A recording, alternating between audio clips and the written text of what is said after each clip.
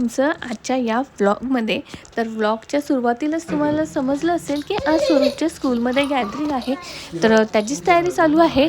तर आज आहे ना, श्रीषाला दादाला स्वतःहून तयार करायचं आहे. तिचं असं म्हणणं आहे की फक्त मीच दादाला रेडी करणार आहे, कारण का स्वरूप असं बोलला होता की मला टीचरने सांगितलंय मम्मा छान छान रेडी होऊन यायचे, पण ते स्कूलमध्ये रेडी व्हायचं होतं गेल्यावरती. पण श्रीषाचं असं म्हणणं होतं की मम्मा मीच दादाला ड्रेस घालणार, दादाला पावडर लावणार. आता एवढ्याशा या चिमुकलीचा हा छान आणि छोटासा गोड प्रयत्न होता, आणि जर त्यांनी करून दिलं नाही तर ती रागवत पण होती. आणि त्यानंतर आहे ना, आमची तयारी झाल्यानंतर आम्ही खाली दुकानात गेलो, कारण का गॅदरिंग म्हटलं तर 4-5 तास लागणारच सगळ्यांचे डान्स होईपर्यंत. तर इथे श्रीषासाठी थोडासा खाऊ घेतला आणि इथेच दोघांची भांडणं सुरू झाली. अजून आम्हाला निघायचं आहे तर दोघांची आधीच भांडणं सुरू झाली. त्यानंतर आम्ही स्वरूपच्या प्री प्रायमरी स्कूलमध्ये पोचलो आणि तिथे गेल्यावरती आहे ना, मुलं छान खेळत होती.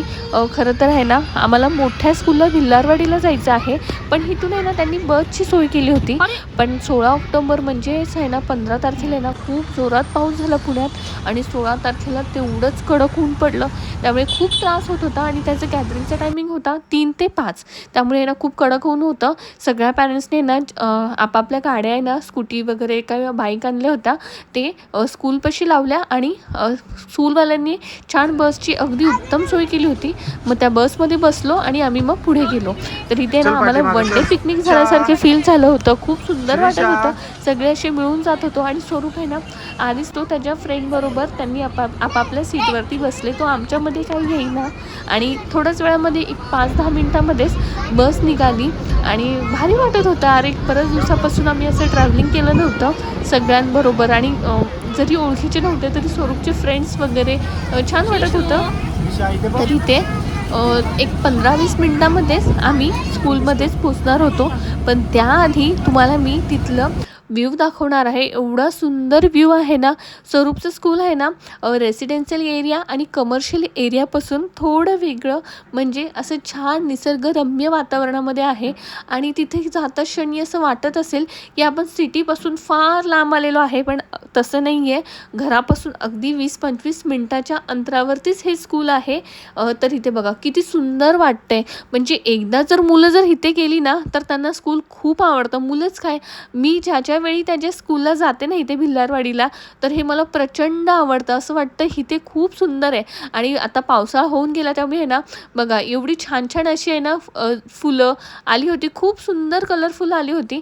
त्यानंतर आम्ही गेटमधून एंट्री केली, तर इथे आहे ना हॉर्स रायडिंग, कॅमल रायडिंग अशी वेगवेगळे खूप ॲक्टिव्हिटी आहेत.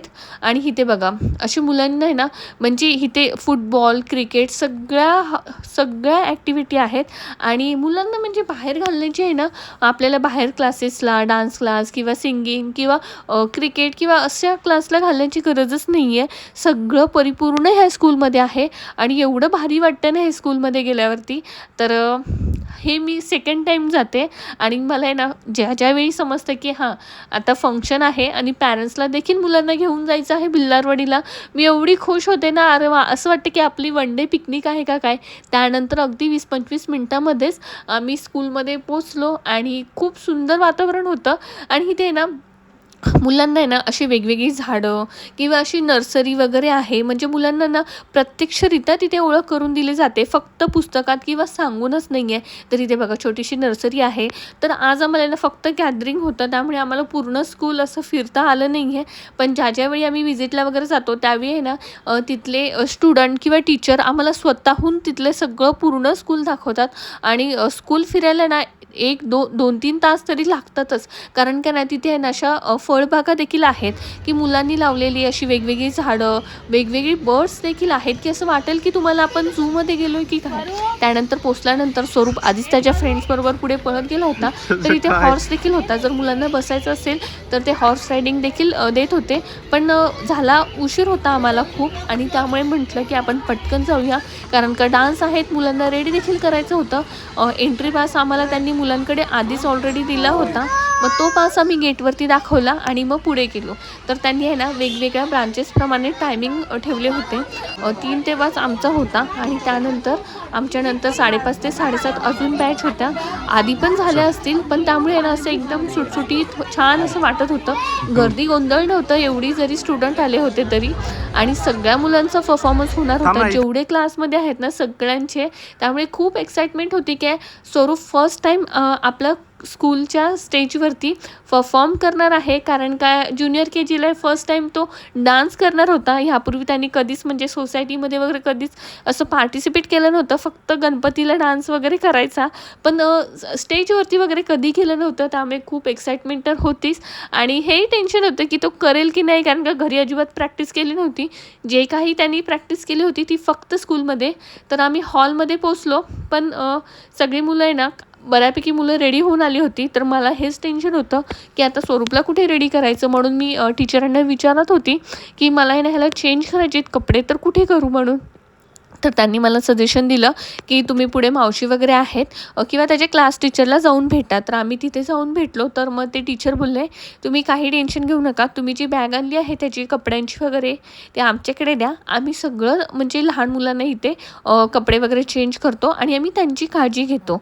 तर त्यांनी आम्हाला ऑलरेडी आधीच सांगितलं होतं, स्टेजवरून पण सांगितलं होतं की मुलांचे डान्स झाले किंवा पूर्ण फंक्शन झाल्यानंतरच आम्ही मुलं तुम्हाला सोपू.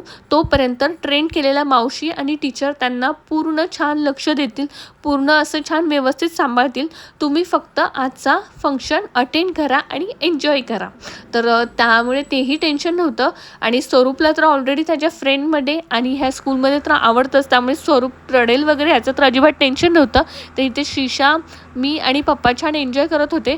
तर 3 वाजले होते आणि श्रीशाला हे बघा झोप आली होती. अजिबात त्रास दिला नाही आहे. आज खुर्चीवरती स्वतःहून झोपायला लागली. त्यानंतर कार्यक्रमाला सुरुवात झाली. Regarding costumes, performing at Bilarimadi, and they did a fabulous job. I am also sure about Junior KG grade that they are going to blow today's evening. Yesterday, also going to do very. I know you all are good parents, so you are going to do that for them, yeah. So please, one loud clap for all these little darlings. I am not taking much of the time. Milan sir is on his way. He'll come by Junior KG Pomegranate children.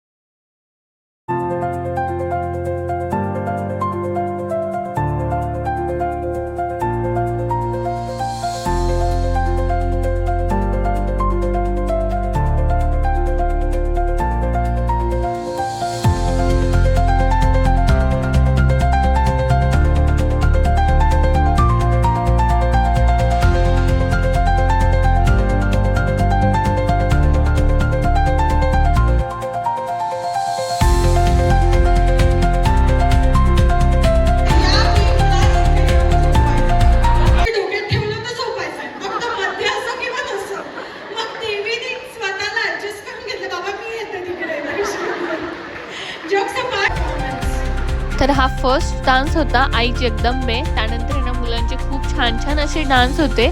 तर इथे ना मी sound किंवा song mute केलेलं आहे, कारण का यूट्यूबवरती ते अलाव नाही आहे. त्यामुळे तुम्ही मला गेस करून सांगा हे नक्की कुठल्या सॉन्गवरती डान्स करतात. तर मी पुढे तुम्हाला सांगणार आहे स्वरूपने कुठल्या डान्सवरती परफॉर्म केलं आहे. तर हे बघा, त्यानंतर ना चीफ गेस्ट आले होते, तर त्यांचं भाषण आहे, तर ते नक्की ऐका. त्याच्याबद्दल डायनामिझम जो आहे तो प्रचंड आहे. लोकांना मदत करण्याची जी आहे, म्हणजे एकाच मुशीतनं आम्ही निघालो त्यावेळी मनसे नावाच्या पक्षामध्ये. तर फार चांगलं आहे. बालाजीनगरला मी होतो आणि he was in Katraj. I still remember. आज माझे मित्र मिलिंद दोडगे सर यांच्या शाळेमध्ये मी आज गॅदरिंगसाठी आलो. अगदी छोटंसं रोपटं लावलं होतं आणि आज त्या रोपट्याचा वटवृक्ष झालेला आपण सर्वजण पाहतो. म्हणजे कदाचित मला वाटतं की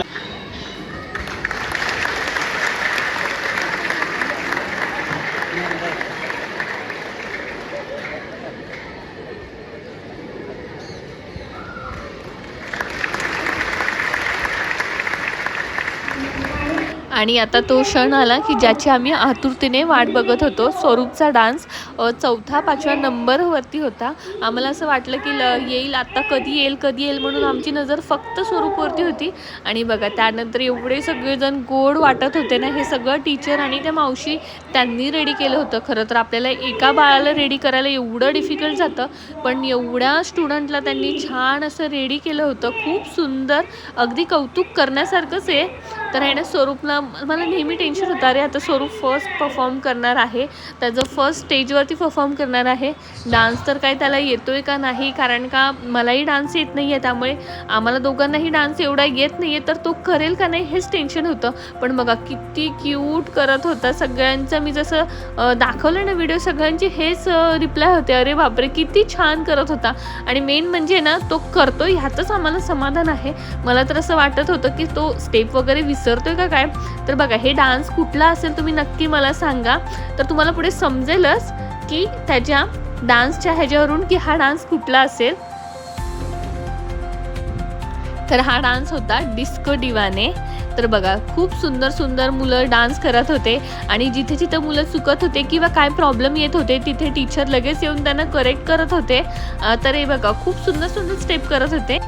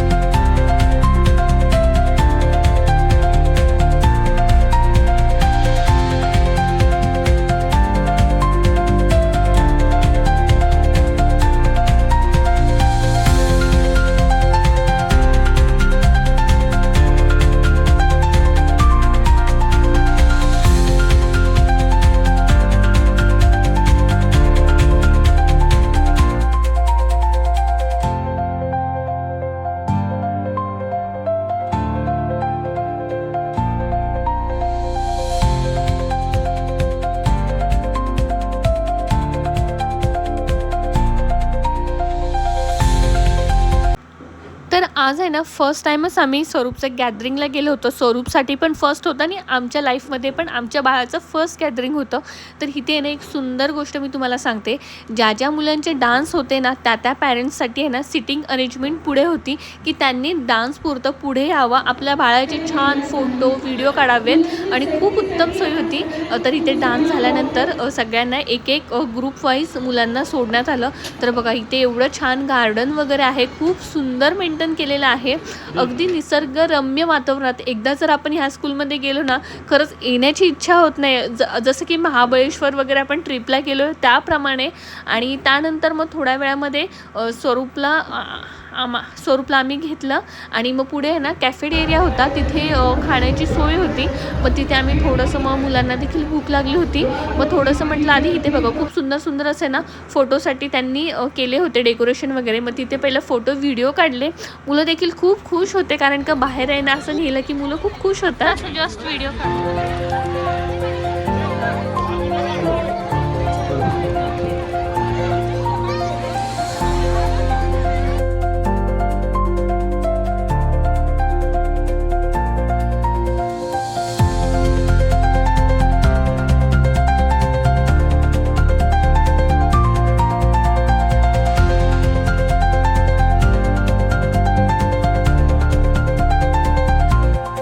आता फोटो व्हिडिओ काढून झाल्यानंतर इथे आहे ना वडापाव, पेटीस, डोसा असं बरंच खाण्याचे पदार्थ, चहा, कॉफी सगळं होतं.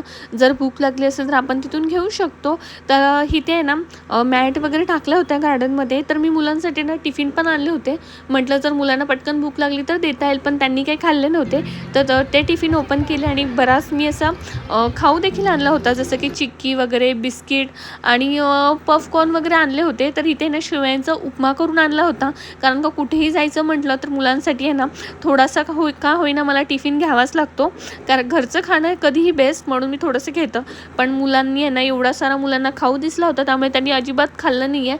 फक्त बिस्किट, पफकॉर्न वगैरे एवढंच खाल्लं. आणि त्यानंतर स्वरूपने ना स्वरूपच्या फ्रेंडला बोलवलं. तर त्याच्या पॅरेंट्सची देखील आम्हाला ओळख झाली, छान मैत्री झाली, छान गप्पा मारल्या. तर हा स्वरूपचा फ्रेंड होता. त्याच्या मम्मीला देखील म्हटलं बसा तुम्ही इथे. आपण मग छान आम्ही एन्जॉय केला तो दिवस. 5-5:30 वाजले होते, त्यामुळे वातावरण खूप छान होतं. अगदी गार्डनमध्ये आल्यासारखं असं. बाहेर आमची वन डे ट्रिप झाली. मस्तपैकी आम्ही सगळ्यांनी छान वडापाव आणले, चहा वगैरे घेतला आणि त्यानंतर मग मुलं देखील खूप छान खेळत होती. पण मुलांनी काही खाल्लं नव्हतं. श्रीशाला तर फक्त फिरण्यामध्ये इंटरेस्ट होता. सगळीकडे ती थोडा वेळ जात होती, सगळ्यांशी गप्पा मारत होती. आणि चहा वगैरे झाल्यानंतर मग आम्ही पुढे गेलो, कारण का पुढे देखील गेम्स होते आणि आम्ही बसने आलो होतो, त्यामुळे म्हटलं बस देखील जाईल. तर इथे बघा मस्तपैकी छान असं कॅन्टीन होतं. खूप सुंदर म्हणजे असं वडापाव तर अप्रतिम होता. जी पेटीस आणली होती ना ती मला काही एवढी आवडली नाही, पण वडापाव खूप छान होता. तर इथे खूप सुंदर डेकोरेशन केलं होतं. अगदी म्हणजे ट्रेडिशनल लुक, असं जसे ट्रेडिशनल वगैरे आपण फोटो स्टुडिओमध्ये वगैरे जातो ना तसं सेम केलं होतं. तर छान असे फोटो व्हिडिओ काढले. मुलांना खेळण्यासाठी खूप सुंदर असे मोठमोठे असे गेम्स होते. तर इथे मुलांना थोडा एक 10-15 मिनटं खेळून दिलं आणि त्यानंतर मग आम्ही पुढे गेलो.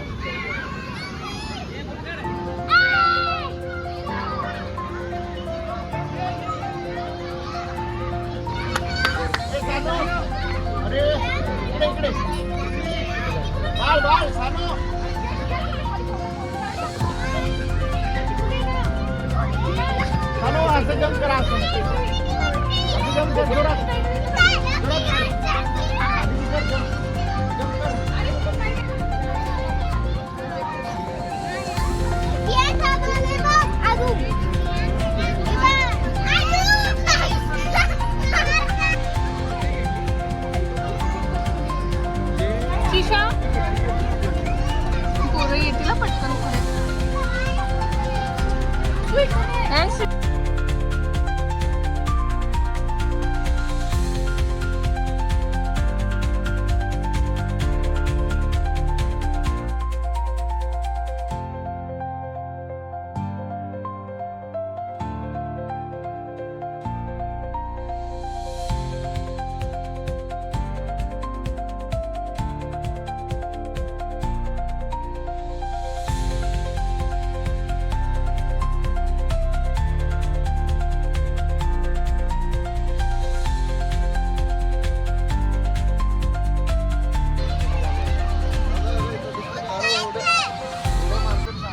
प्ले एरियामध्ये जर एकदा मुलं गेली ना तर मुलं काही बाहेर यायचं नाव काढत नाही आहे. शेवटी मुलांना आहे ना कसं बाहेर काढलं. दोघंही खूप छान एन्जॉय करत होते.